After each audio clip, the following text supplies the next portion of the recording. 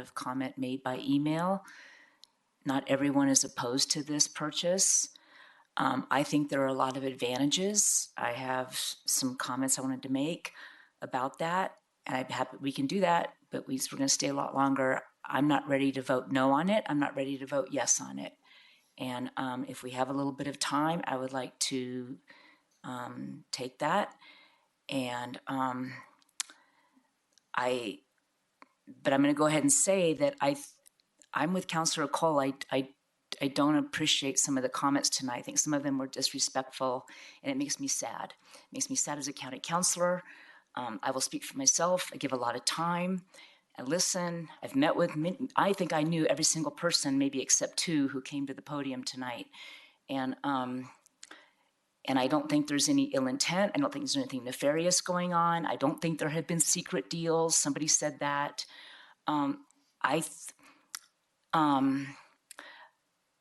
Councilors knew this was coming, and there was general support for it, for doing something with this property. I think that if we're honest, we could also say that the private sector hasn't been great at developing properties.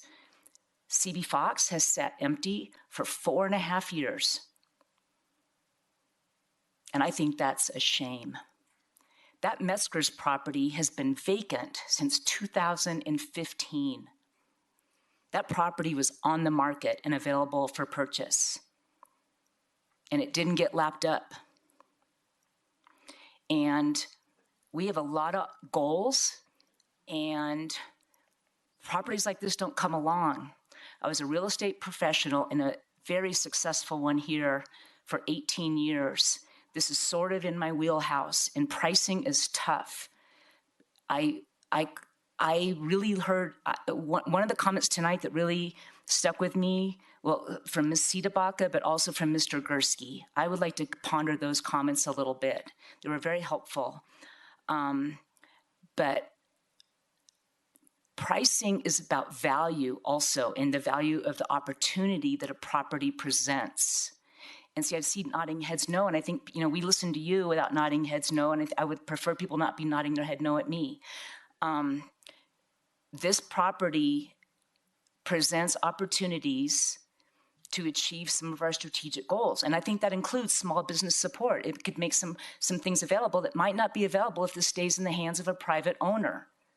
If this private owner sits on it, like we've seen happen with CB Fox and with the Merrimack site and with Longview for frigging ever, then what's that going to open up for people? We do need a social services hub for a lot of reasons. We have social and mental and physical health challenges in this community. And there are people sitting in this room who know that, and we need to address that better. And I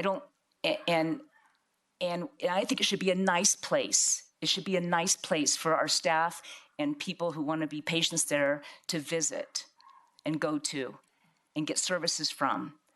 I think we want UNMLA to be successful. I know I do, and a lot of people voted for me to be in this role, to weigh all the input. We want UNMLA to be successful, and I think that it could be really helpful if we had this adjacent to them. And if we could build housing there, imagine that. If we could have student housing, which is desperately needed in this community, and affordable housing, can you imagine if we had UNMLA students and that student body grew, and we could have students there who could then be part of our workforce, which I believe would help small business? That could be fantastic. That could be another win-win. I think if we could have some retail there, that would be helpful. That would help create a more vibrant business community. I do believe that activity begets activity, and I think things that sit vacant and just depreciate and look like crap just feeds into more people being upset about what it's like to live here or think about moving here. We all know we need housing. It was the #1 issue that came up in the community survey, and it always comes up. It's been an issue forever here. We can put housing there. So this whole notion that we have no plan, I think is baloney. I think that there hasn't been time to have a fully fleshed plan, and I don't need you doing that. I didn't do that to you, Mr. Stradling. I didn't do that to you, so please don't do that to me. I don't think that's respectful. You ran on housing in your campaign. You know it's important. We don't have a fleshed out plan because we haven't had time. This opportunity came, and I will tell you as a realtor, I don't know for sure. I don't know the details of the negotiations. That's what we have staff to do. But I would bet, based on the fact that he needs this done by the end of the year, I'll bet you there's tax ramifications to him if he doesn't close. I bet you there's a 1031 exchange involved. So I bet there's reasons. And I bet that because there's people in this room who've been involved in real estate transactions and development for many years, and you know what this means. You know what I'm talking about. A commercial developer could just sit on this.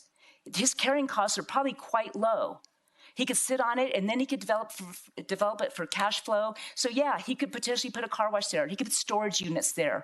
Or we could say, you know what, we're going to play a role. And I will circle back that, you know what, private ownership hasn't really shaken out either all the time. We have some dilapidated buildings that are privately owned, and we have vacant buildings that are privately owned. Vacant. So why not try to do something?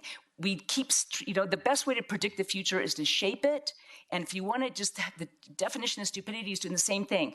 We can't just, I feel like this is an opportunity that got thrown at us, and we should be trying to take, maybe try something different. Maybe try the county owning it.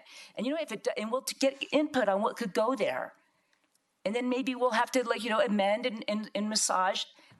But I think we should try something. And yes, we all know that it's been difficult, that our county permitting process hasn't been great. So we should work on that as well. We've all known we need to work on that for a long time. And I think the county has made improvements. I've heard from a lot of small businesses that it's gotten better. And to just keep pigeonholing the county that it sucks, I don't think is fair. It's not being fair that improvements are being made.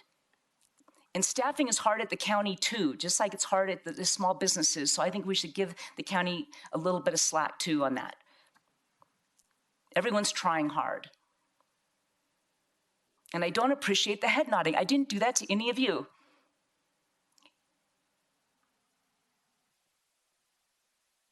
So this is what happens when we do things late, because I am passionate about development and making this town better. I've lived here a long time. I've worn a lot of different hats. I want this to be a place that thrives. And I think this is an opportunity to do something good there that benefits a lot of entities.